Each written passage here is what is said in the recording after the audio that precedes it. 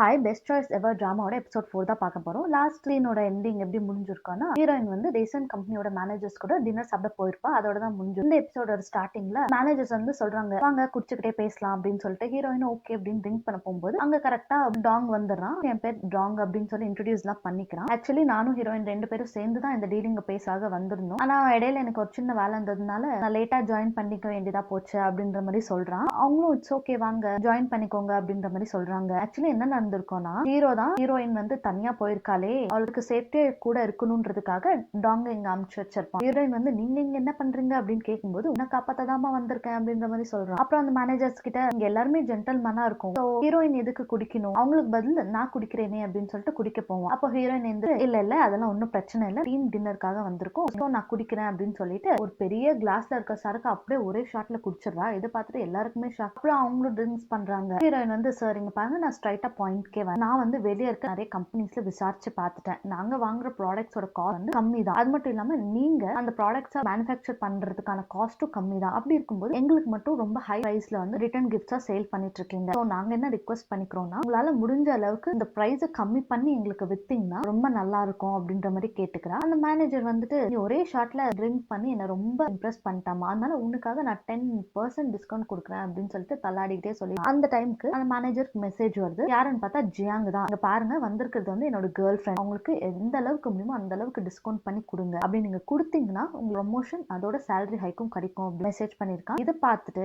Manager வந்து இல்லம்மா அவங்க 10%லாம் பத்தாது, 20% டிஸ்கவுண்ட் கொடுக்குறேன் அப்படின்ற மாதிரி சொல்லிடுறான். இது கேட்டுட்டு ஹீரோயினுக்கு சந்தோஷம். இந்த பக்கம் ஹீரோ வந்துட்டு அங்க என்ன நடக்குதுன்னு தெரிஞ்சுக்கணும்னு டென்ஷன்ல டாங்குக்கு கால் பண்ணிட்டு இருக்கான். ஆனா அவன் கால் எடுக்காம ஜாலியா குடிச்சிட்டு என்ஜாய் பண்ணிட்டு ஹீரோக்கா அங்க ஏதாவது பிரச்சனை ஆயிடுச்சுன்னா என்ன பண்றதுன்னு சொல்லிட்டு உடனே இந்த ஹோட்டலுக்கு தான் கிளம்பி வரான். அங்க பார்த்தா அந்த மேனேஜர்ஸ் எல்லாம் ஃபுல் போதையில பாவம் தள்ளாடிக்கிட்டு அவங்கள ஒரு 2 பேர் தூக்கிட்டு போயிட்டு இருக்காங்க. இவங்களே இப்படி இருக்காங்கன்னா பாவம் அவங்களுக்கு என்ன ஆச்சோ அப்படின்னு சொல்லிட்டு இவன் பதறி போய் ரூம் வந்து பார்த்தா 2 பேரும் ஜாலியா விளையாடிட்டு இருக்காங்க. ஹீரோவை பார்த்ததும் ஹீரோயின் வந்து சார் உங்களுக்கு குட் நியூஸ், நான் நம்ம கம்பெனிக்காக எவ்வளவு பர்சன்டேஜ் டிஸ்கவுண்ட் வாங்கியிருக்கேன் தெரியுமா, 20% நீங்க கொடுத்த டாஸ்க வந்து நான் ஜெயிச்சிட்டேன்ல சார் அப்படின்னு சொல்லிட்டு இந்தாங்க இதை நம்ம செலிப்ரேட் பண்ணணும்னு சொல்லிட்டு ட்ரிங்க்ஸ் கொடுக்குறா, குடிங்க அப்படின்னு. இதை பார்த்தது டாங் வந்து ஐயோ வேணாம் பாஸ்க்கு அதெல்லாம் கொடுக்காதீங்க, அவங்க குடிச்சா அவங்களால கண்ட்ரோல்ல இருக்க முடியாது அப்படின்ற மாதிரி சொல்றான். இதை கேட்டுட்டு ஹீரோக்கு செம கடுப்பாயிடுது, யாராலடா கண்ட்ரோல்ல இருக்க முடியாது அப்படின்னு சொல்லிட்டு கடுப்புல வாங்கி குடிச்சிடறான். அடுத்த செகண்ட் ஹீரோவை காட்டுறாங்க. பார்த்தா குடிச்சதே இத்தனோண்டு, அதுக்கே ஃபுல் மட்டையாயிட்டு வாயை பொழந்துட்டு படுத்துட்டு இருக்கான். இதை பார்த்துட்டு இவங்க 2 பேரும் இதுக்குதான் வீரவசனம் எல்லாம் பேசுனீங்களா அப்படின்ற மாதிரி தான் பார்த்துட்டு இருக்காங்க. அப்புறம் டாங் சொல்றான், நான் இருக்க நிலைமையில இவங்களை தனியாலாம் என்னால தூக்கிட்டு போவே முடியாது, இப்ப என்ன பண்றது அப்படின்னு கேட்கும்போது ஹீரோயின் வந்து ஒரு ஐடியா கொடுக்குறா. இந்த ஹோட்டல் ரூம்ஸ்ல எல்லாம் இந்த லக்கேஜ்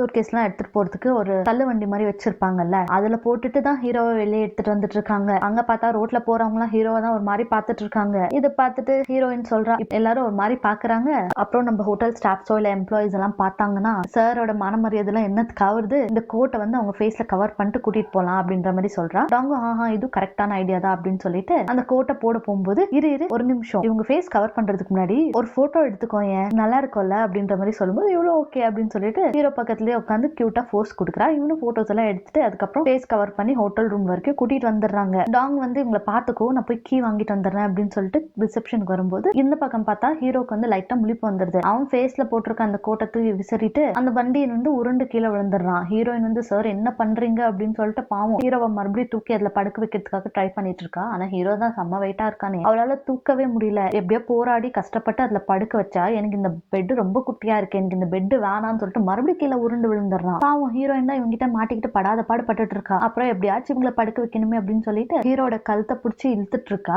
அந்த டைம் கரெக்டா டாங் வந்துட்டு என்ன பண்றேன், பாஸ் கொண்டுடலான்னு பாத்துட்டு இருக்கியா, பாரு மூஞ்செல்லாம் செவந்து போச்சு அப்படின்ற மாதிரி சொல்லும்போது எப்பா சாமி நான் அவங்களெல்லாம் எதுவும் பண்ணல, விட்டா அவங்கதான் என்ன கொண்டுருவாங்க போல இருக்கு, தூக்கியா முதல்ல என்னால முடியல அப்படின்னு சொல்லிட்டு எப்படியோ கஷ்டப்பட்டு 2 பேரும் ரூமுக்கு கூட்டிட்டு வந்து படுக்க வச்சிடறாங்க. டாங் வந்துட்டு ஒரு நிமிஷம் இவங்களை பாத்துக்கோ நான் போய் டவல் எடுத்துட்டு வந்துடுறேன்னு சொல்லிட்டு உள்ள போவான். அந்த டைமுக்கு ஹீரோ வந்துட்டு ஹீரோயினை பார்த்து இந்த ரூம் சர்வீஸ் கேர்ள்னு நினைச்சிட்டு இந்த டிப்ஸ் ரொம்ப நன்றி கூட்டிட்டு வந்ததுக்கு அப்படின்னு சொல்லிட்டு காசு நிறைய கொடுக்கலாம். இவன் வந்து சார் எனக்கு காசெல்லாம் வேணாம் இருந்தாங்க அப்படின்னு போது அவன் வாங்க மாட்டான். அவன் பாட்டுக்கு நான் ஸ்விம்மிங் பண்ண போறேனே அப்படின்னு சொல்லிட்டு பேண்ட் எல்லாம் அவுத்துட்டு இருக்கான். இது பார்த்துட்டு ஹீரோயினுக்கு பகீர்னு ஆயிடுது. ஐயோ டாங் எங்கேயா இருக்க, இங்க பாரு இங்க சார் பேண்ட் எல்லாம் கழட்டிட்டு இருக்காங்க, சீக்கிரம் வாடா அப்படின்ற மாதிரி கூப்பிடுறான். அவனும் பதறி போய் ஓடி வந்து பார்த்தா ஹீரோவா நான் ஸ்விம்மிங் பண்ண போறேனேன்னு சொல்லிட்டு ஜாலியா எல்லாத்தையும் அவுத்துட்டு இருக்கான். ஐயோ பாஸ் என்ன பண்ணிட்டு இருக்கீங்க அப்படின்னு சொல்லிட்டு அவங்கள தட்டு நிறுத்திட்டு இருக்கான். அப்போ ஹீரோயின் திரும்பி நின்றுட்டு அப்புறம் நீ டேக் கேர் பண்ணிக்கோ நான் கிளம்புறேன்னு சொல்லிட்டு அங்க இருந்து போலான்னு பார்க்கும்போது ஐயோ இந்த காசு எனக்கு எதுக்கு அப்படின்னு சொல்லிட்டு இது வந்து பாஸோட காசு நீயே வச்சுக்கோ எனக்கு வேணாம் அப்படின்போது அவன் வந்து இந்த நம்ம 2 பேர் பாதி பாதி எடுத்துக்கலாம் அப்படின்போது இல்ல எனக்கு வேணாம் நீயே வச்சுக்கோ அப்படின்னு சொல்லிட்டு மொத்தத்தையும் அவங்ககிட்டே கொடுத்து அவன் அங்க இருந்து கிளம்பிடுறா. இவனும் ஹீரோவை சமாளிச்சுட்டு ஒரு வழியா படுக்க வச்சிடறான். அதுக்கப்புறம் அவனுக்கு ஒரு மெயில் வருது. என்னன்னா அதான் அந்த 20% டிஸ்கவுண்ட் கொடுத்திருப்பாங்கல்ல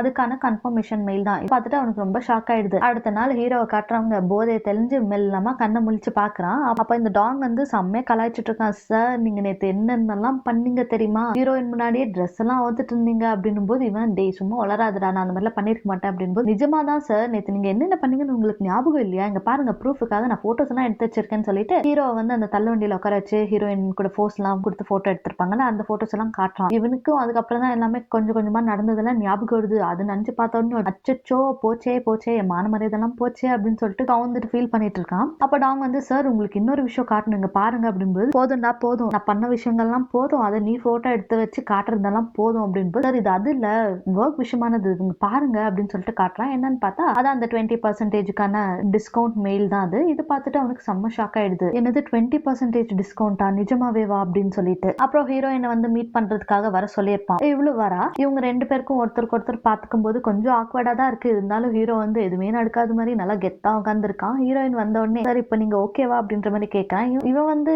கீழே விழுந்து மீசையில மண் ஓட்டாத மாதிரி நல்லாதான் இருக்கேன் ஏன் எனக்கு என்ன பிரச்சனை எதுக்கு அப்படி கேட்டீங்க அப்படின்ற மாதிரி கேட்கும்போது இவ ஒண்ணும் இல்ல சார் சும்மா தான் கேட்டேன் அப்படின்ற மாதிரி சொல்றான். அதுக்கப்புறம் ஹீரோ வந்துட்டு வெரி குட் ரொம்ப நல்ல வேலை பண்ணிருக்கீங்க நான் நிஜமா எதிர்பார்க்கவே இல்லை 20% டிஸ்கவுண்ட் கிடைக்கும்னு சொல்லி இது நம்ம கம்பெனிக்கு ரொம்ப பெரிய ப்ராஃபிட் தான் அப்படின்ற மாதிரி எல்லாம் சொல்லிட்டு இருக்காங்க. ஹீரோயினும் ரொம்ப தேங்க்யூ சார் அப்படின்லாம் சொல்லும்போது நீங்க பண்ண இந்த பிரில்லியன்டான ஒர்க்குக்காக உங்களுக்கு ஒரு சின்ன gift நம்ம கம்பெனி சைட்ல இருந்து கொடுக்குறோம் அப்படின்னு சொல்லிட்டு ஒரு லக்ஸூரியஸான செம்ம காஸ்ட்லியான ரிச்சான சூட் ரூம்க்கான டிக்கெட்ஸ் கொடுக்குறான். இப்ப நடக்க போற ஈவென்ட் அன்னைக்கு நீங்க உங்க பேரண்ட்ஸ் கூட வந்து ஃப்ரீயா இந்த சூட் ரூம்ல என்ஜாய் பண்ணலாம் அப்படின்ற மாதிரி சொல்லும்போது இவளுக்கு செம்ம ஹாப்பி ஆயிடுது. சார் எங்க பேரண்ட்ஸ் வந்து ஒரு வாட்டி கூட நான் இந்த மாதிரி இவ்வளவு பெரிய ஹோட்டல்ல ரூம் எல்லாம் புக் பண்ணதே இல்ல நானும் ரொம்ப நாளா ஆசைப்பட்டுட்டு தான் இருந்தேன் சார் ரொம்ப தேங்க்ஸ் நிஜமாவே எனக்கு ரொம்ப சந்தோஷமா இருக்கு அப்படின்னு சொல்லிட்டு இவ்வளவு ஹாப்பி ஆயிடுறா. இந்த சந்தோஷமான விஷயத்த வந்து ஹீரோயின் அவங்க வீட்டுல அவங்க அப்பா அம்மாக்கு சொல்லுவான். ஆனா அவங்க அம்மா வந்து செம்ம கடுப்பாயிடுறாங்க. போய் சொல்லாம சொல்லடி உன் காசு போட்டு தானே நீ இந்த ரூம் புக் பண்ணிருக்க இப்படி வீணா இவ்வளவு செலவு பண்ற அப்படின்ற மாதிரி திட்டிட்டு இருக்காங்க. ஆனா அவ வந்து அம்மா இல்லம்மா நிஜமாவே நான் பண்ண வேலையில இம்ப்ரெஸ் ஆகி எங்க பாஸ் தான் இது எனக்கு கிஃப்டா கொடுத்திருக்காங்க அப்படின்னு சொல்லும்போது இவங்க அம்மாவும் அப்படியா அப்படின்னு சொல்லிட்டு அவங்களுக்கும் ஹாப்பி ஆயிடுது. அடுத்த சீன்ல ஹீரோயினோட அப்பா அம்மாவும் அந்த ஈவென்ட்க்கு வந்துடுறாங்க. அவளும் அவங்க 2 பேரையும் வரவேற்றுட்டு சரிம்மா நீங்க பாருங்க எனக்கு கொஞ்சம் வேலை இருக்கு நான் போய் என் வேலையை கண்டினியூ பண்ணிக்கிறேன்னு சொல்லிட்டு அங்க இருந்து போறா. அப்போ இந்த பொண்ணு வந்துட்டு சார் நம்ம ஈவென்ட்ஸ்க்காக அரேஞ்ச் பண்ண எல்லா டிக்கெட்ஸும் வித்துருச்சு ஆனா ஆட்களே காணும் ரொம்ப கம்மியா தான் இருக்காங்க எனக்கு தெரிஞ்சு ஏதோ பிரச்சனை போல அப்படின்ற மாதிரி ஏதோ எக்கச்சக்கமா போட்டு கொடுத்துட்டு இருக்கா. அந்த டைம் ஹீரோயினும் அங்க வரா. வந்துட்டு சார் ஆமா ஈவென்ட்ஸ்க்கான எல்லா டிக்கெட்ஸும் வித்துருச்சு எந்த டிக்கெட்ஸும் நம்ம கிட்ட இப்போ பெண்டிங் இல்ல ஆனா ஏன்னு தெரியல ஆட்களே யாரும் வரல ரொம்ப கம்மியான ஆட்கள் தான் இருக்காங்க என்ன பிரச்சனைன்னு தெரியல நான் போய் பேக் ஸ்டேஜ்ல ஏதாவது ப்ராப்ளமான்னு சொல்லிட்டு செக் பண்றேன் அப்படின்னு சொல்லிட்டு அங்க இருந்து கிளம்பி வரா. அப்ப பார்த்தா லைட்ஸ் எல்லாம் ஆஃப் ஆயிடுது. இவளுக்கு வந்து என்ன திடீர்னு லைட்ஸ் எல்லாம் ஆஃப் ஆயிடுச்சு என்ன பிரச்சனை அப்படின்னு சொல்லிட்டு சுத்தி முத்தி பாத்துட்டு இருக்கா. அப்ப கரெக்டா ஒரு பெரிய ஃபோக்கஸ் லைட் வந்து இவளுக்கு நேரா வந்து விழுகுது. என்னன்னு பார்த்தா அங்க வந்து வாரியர் மாதிரி ஒருத்தன் ட்ரெஸ் பண்ணிட்டு கொஞ்சம் குரலி வித்தெல்லாம் காட்டிட்டு இவகிட்ட நடந்து வந்து அவனோட வால்ல வந்து ரிங் ஏதோ வச்சிருப்பான் போல அதை எடுத்து நீட்டுறான். என்ன நீ கல்யாணம் பண்ணிக்கிறியா அப்படின்னு சொல்லிட்டு ப்ரொபோஸ் பண்ணிட்டு இருக்கான். இவளுக்கு ஷாக் ஆகுது யாரா இவன் எதுக்கு இப்படி எல்லாம் பண்றான் அப்படின்னு திருத்த முடிச்சுட்டு இருக்கும்போது அந்த மாஸ்க கழட்டுறான். பார்த்தா ஜியாங் தான் இவளுக்கு ப்ரொபோஸ் பண்ணிருக்கான் எல்லாரும் முன்னாடியும். இதை பார்த்துட்டு சுத்தி இருக்க ஆடியன்ஸ் எல்லாருமே கை தட்டி வர வைக்கிறாங்க அக்செப்ட் பண்ணிக்கோங்க ப்ரொபோசல் ஏத்துக்கோங்க அப்படின்னு சொல்லிட்டு அவங்க அப்பா அம்மாவுக்கு ஒரு மாதிரி குஷி ஆயிடுது. ஹீரோ வந்து இந்த கூத்தெல்லாம் பார்க்க முடியாம அங்க இருந்து கிளம்பிடுறான். அப்போ ஹீரோயினோட மேனேஜர் வந்து ஹீரோயின் கிட்ட வந்து இங்க என்ன ஈவென்ட் நடந்துட்டு இருக்கு நீங்க என்ன பண்ணிட்டு இருக்கீங்க அப்படின்னு சொல்லிட்டு கத்திட்டு இருக்காங்க. இதை பார்த்துட்டு ஜியாங் வந்துட்டு அதை கத்தி எடுத்து மேனேஜர் காலத்துல வச்சிடறான். என்ன பண்ணிட்டு இருக்கீங்க நீங்க என் கேர்ள் ஃப்ரெண்டை என் கண்ணு முன்னாடியே மிரட்டிட்டு இருக்கீங்க நீங்க ஓவரா தான் என் கேர்ள் ஃப்ரெண்ட் வேலை வாங்குறீங்க அப்படின்னு சொல்லிட்டு பேசிட்டு இருக்கான். இது பார்த்துட்டு இவளுக்கு செம்ம கடுப்பாயிடுது. லூசு பயலே வாடா இங்க அப்படின்னு சொல்லிட்டு தரத்தரன்னு இழுத்துட்டு வந்து பயங்கரமா திட்டிட்டு இருக்கான். நான் வேலை செஞ்சுட்டு இருக்கேன்டா இங்க நீ லூசு மாதிரி வந்து இங்க என்னடா டிராமா பண்ணிட்டு இருக்க அறிவு இருக்கா இல்லையா அப்படின்னு திட்டிட்டு இருக்கும்போது ஜியாங் வந்துட்டு இதெல்லாமே நான் உனக்காக தான் பண்ணேன் ஆனா நீ மறுபடியும் என் மேல கோவமா இருக்கியா உன்னை இம்ப்ரெஸ் பண்ணுன்றதுக்காக தான் இந்த மாதிரி ஒரு பியூட்டிஃபுல்லான ப்ரொபோசல் நான் அரேஞ்ச் பண்ணேன் அது மட்டும் இல்லாம என்னோட கம்பெனிலயும் உனக்காக பேசி நான் தான் டிஸ்கவுண்ட் வாங்கி கொடுத்தேன் எனக்கு தெரியும் உனக்கு என்னோட இன்ஃபுளுன்ஸை யூஸ் பண்ண பிடிக்காது அப்படின்னு சொல்லிட்டு ஆனா எனக்கு நீ ஹாப்பியா இருக்கணும் உனக்காக பண்றதுல எனக்கு ஒன்றும் கஷ்டம் இல்லை அதனாலதான் நான் உனக்கே தெரியாம என்னோட மேனேஜர் கிட்ட பேசி உனக்கு டிஸ்கவுண்ட் கொடுக்க சொன்னேன் அப்புறம் இந்த ஈவெண்ட்டுக்காக அரேஞ்ச் பண்ண எல்லா டிக்கெட்ஸும் நான் தான் வாங்கினேன் இது எல்லாமே உனக்காக மட்டும் தான் நான் பண்ணேன் அப்படின்ற மாதிரி சொல்றான். இதெல்லாம் கேட்க கேட்க ஹீரோயினுக்கு செம்ம கோவம் வருது. ஆனாலும்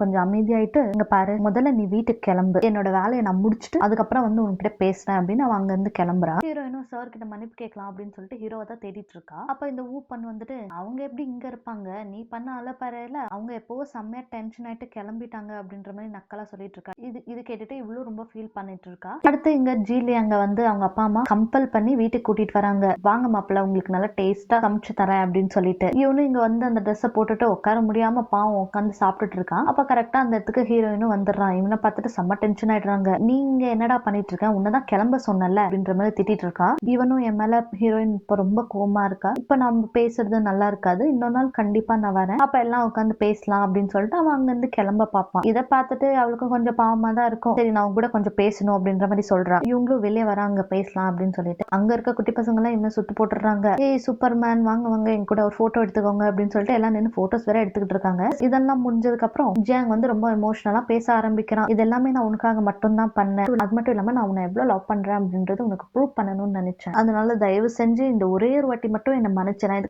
இதுக்கப்புறம் இந்த மாதிரி உனக்கு பிடிக்காத வேலை எதுவுமே நான் பண்ண மாட்டேன். உனக்கு ஞாபகம் இருக்கா நம்மளோட ஃபர்ஸ்ட் மீட்டிங், உன்னோட ஹோட்டலுக்கு ஆப்போசிட்ல இருக்க ரெஸ்டாரண்ட்ல தான் உட்காந்து அர்ஜென்ட்டா ஒரு கிளைண்ட்க்கு சென்ட் பண்ணணுன்றதுக்காக ஒரு ப்ராஜெக்ட் ப்ரொபோசல் ரெடி பண்ணிட்டு இருந்தேன். அப்போ என்னோட போன்ல சார்ஜ் இல்லாதப்போ நீ தான் பவர் பேங்க் கொடுத்து எனக்கு ஹெல்ப் பண்ண. அப்பவே எனக்கு உன்னை பிடிக்க ஆரம்பிச்சிருச்சு. அப்புறம் வேணும்னே என் போன்ல சார்ஜ் இல்லாத மாதிரி அடிக்கடி வந்து உங்ககிட்ட பவர் பேங்க் வாங்கிட்டு இருந்தேன். அப்படியே போக போக நம்மளோட லவ்வும் ஸ்டார்ட் ஆச்சு அப்படின்னு சொல்லிட்டு இவங்களோட லவ் ஸ்டோரி எல்லாம் சொல்ல ஆரம்பிக்கிறான். இது கேட்ட உடனே ஹீரோயினுக்கும் பாவம் செம்மையா டச்சிங் ஆயிடுது, எமோஷனல் ஆகி அழுந்துடுறா. அப்புறம் என்னதான் இருந்தாலும் இவ்வளவு ஜியாங்க லவ் பண்றால, இவளுக்காக தான் இவனும் எல்லாமே பண்றான் அப்படின்றது புரிஞ்சுக்கிட்டு அவனை மன்னிச்சிடறான். அதுக்கப்புறம் ஜியாங் வந்துட்டு அப்பாடா என் ஆள் சிரிச்சிடாடா, வா வா ஹக் பண்ணிக்கோ அப்படின்னு சொல்லிட்டு ஓடி வந்து ஹக் பண்ணிட்டு இருக்கான். அப்ப அவ கேக்குறா எங்கடா எனக்காக வாங்கி வச்சிருந்த ரிங் அப்படின்னு சொல்லிட்டு. அதுக்கு நான் அதை எப்பவும் ஆண்டி கிட்ட கொடுத்துட்டேன், வீட்டுல இருக்கோம் போய் வாங்கிக்கோ அப்படின்ற மாதிரி சொல்றான். கட் பண்ணா ஹீரோயின் வீட்டுக்கு வந்துடுறா. ஹீரோயினோட அம்மா வந்து அந்த ரிங்கை பார்த்துட்டு பாரு எவ்வளவு அழகா இருக்கு, என்னோட பிரின்சஸ் கைக்கு போட்டு பார்க்கலாம் எப்படி இருக்குன்னு சொல்லிட்டு ஹீரோயின் கைக்கெல்லாம் அந்த ரிங்கை மாட்டி விட்டுட்டு அழகு பார்த்துட்டு இருக்காங்க. அதுக்கப்புறம் ஃபீல் பண்ணி பேசிட்டு இருக்காங்க. கொஞ்சம் நல்லா என் பொண்ணு கல்யாணம் ஆகி வீட்டு விட்டு போயிடுவாள் அப்படின்னு சொல்லிட்டு ரொம்ப செலவு ஆளுக்காங்க. இன்னும் எதுவுமே மாறலாமா, கல்யாணம் ஆனாலும் நான் எப்பவுமே உங்களோட குழந்தை தான் அப்படின்னு சொல்லிட்டு கட்டி பிடிச்சி அவங்க அம்மா கார்தல் சொல்லிட்டு இருக்கா. இதோட தான் இந்த எபிசோட் முடிஞ்சு. நெக்ஸ்ட் எபிசோட் நாளைக்கு பார்க்கணும். தேங்க்யூ.